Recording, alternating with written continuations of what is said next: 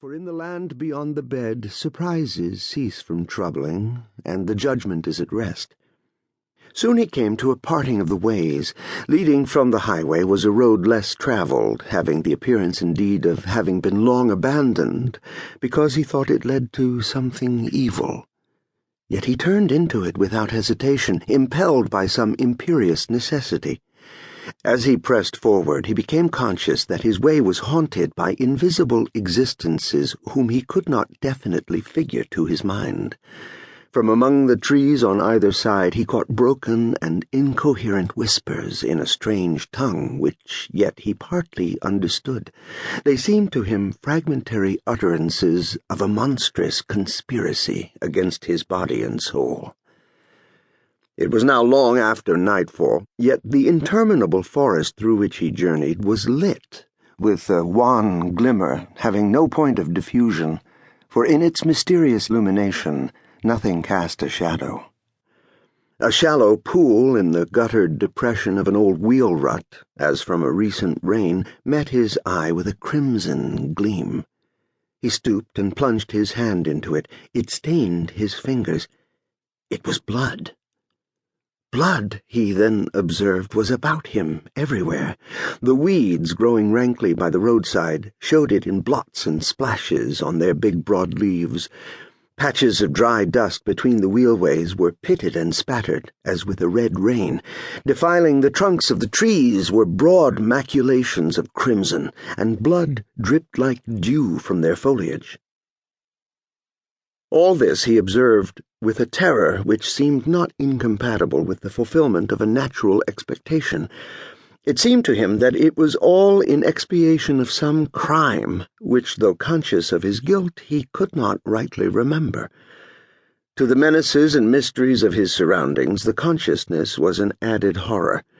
Vainly he sought, by tracing life backward in memory, to reproduce the moment of his sin.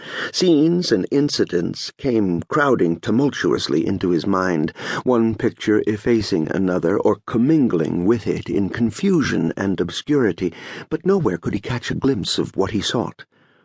The failure augmented his terror. He felt as one who has murdered in the dark, not knowing whom nor why. So frightful was the situation, the mysterious light burned with so silent and awful a menace, the noxious plants, the trees that by a common consent are invested with a melancholy or baleful character, so openly in his sight conspired against his peace. From overhead and all about came so audible and startling whispers, and the sighs of creatures so obviously not of earth, that he could endure it no longer, and with a great effort to break some malign spell that bound his faculties to silence and inaction, he shouted with the full strength of his lungs. His voice, broken, it seemed, into an infinite multitude of unfamiliar sounds, went babbling and stammering away into the distant reaches of the forest, died into silence, and all was as before. But he had made a beginning at resistance and was encouraged. He said, "I will not submit unheard. There may be powers that are not malignant travelling this accursed road. I shall leave them a record and an appeal. I shall relate my wrongs, the persecutions that I endure. I, a helpless mortal, a penitent, an unoffending poet."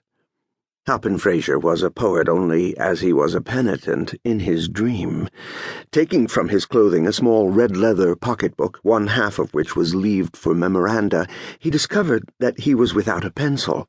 He broke a twig from a bush, dipped it into a pool of blood, and wrote rapidly.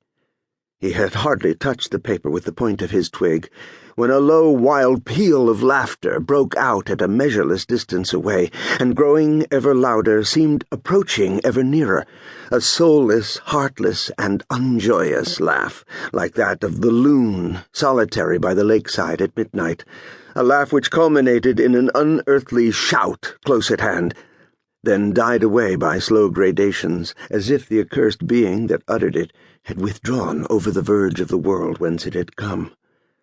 But the man felt that this was not so, that it was nearby, and had not moved.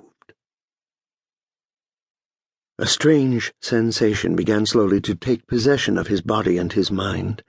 He could not have said which, if any, of his senses was affected.